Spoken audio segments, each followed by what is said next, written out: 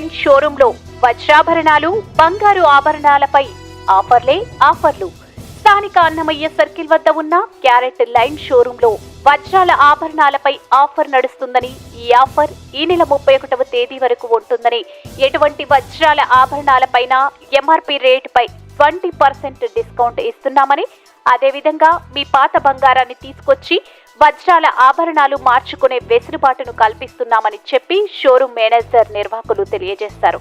ఈ కార్యక్రమంలో సుధాకర్, జ్యోతి, వినిల్ పాల్గొని మీడియాతో మాట్లాడారు.